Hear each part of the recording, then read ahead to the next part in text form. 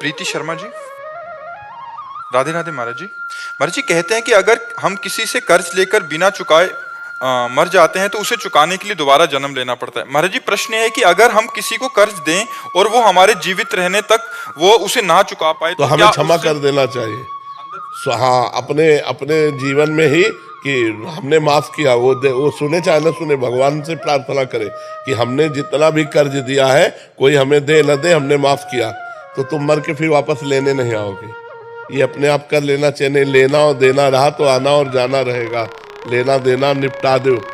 देने वाला तो जल्दी से जल्दी दे दो और लेने वाले को माफ कर दो कि तुम्हारा मन आए तो दे देना, नहीं हमारी तरफ से माफ है, हमारा कोई कर्जा नहीं तुम्हारे प्रति। तो तुम्हें लेने देने से मुक्त हो जाने का मतलब है भगवान के चरणों का आश्रय लेकर के भजन करते हुए भगवान की प्राप्ति करना।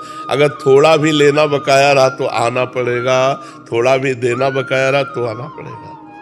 महाराज जी इनका एक और है कि अगर कोई हमसे बुरा बोले और हमने गुस्सा कर दिया महाराज जी, और जब हमारा गुस्सा कहते हैं कि वो अगर हम नहीं सजा देते तो भगवान देते हैं उसे सजा, तो जब हमारा गुस्सा ठंडा हुआ तो हमें लगा कि यार उसको भगवान सजा ना दें, तो महाराज जी उसकी सजा माफ हो जाएगी? भगवान सजा का मतलब ऐसे नहीं देते। भगवान कभी कभी हमको पुष्ट करने के लिए भी तो गुस्सा भिजवाते हैं। हर बात सजा में ही थोड़ी हम ले जाते हैं। जैसे हम भगवान के मार्ग में चल रहे हैं, अब एक आदमी हमसे गुस्सा कर रहा है, अब उस समय भगवान देख रहे हैं कि तुम कितने सहनशील हो, तुम कितने भक्त हो। तुम्हारा लक्षण है कि सामने वाला गाली दे तुम मुस्कुरा के चले जाओ।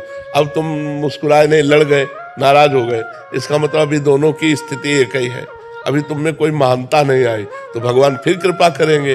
तो ये परीक्षा भी तो ले सकते हैं। तो आप उसे ऐसा क्यों देखते हैं कि भगवान उसे दंड दे? आप उस समय देखो कि मेरी परीक्षा ली जा रही है, भगवान इस समय इसके अंदर बैठकर मुझे गुस्सा दिलाना चाहते हैं, पर मैं गुस्सा नहीं होऊंगा।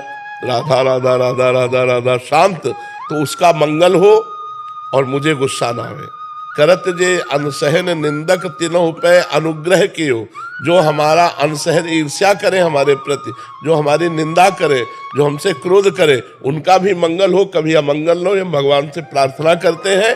और अपने अंदर कोई विकार ना आने पावे, हृदय आनंदित, यही तो भजन का फल है। तो ऐसा मानो कि भगवान हमको परीक्षा करके ये दिखा रहे हैं कि तुम्हारे अंदर कितनी क्षमता है क्रोध सहने की, गाली सहने की, अपमान सहने की। उधर सामने भगवान है, उधर मत सोचो कि उसका मंगल हो जाएगा, वो जीव है, नहीं, वहां बैठकर भगवान हमारा परीक्षण कर रहे हैं, ऐसा हमें सोचना चाहिए।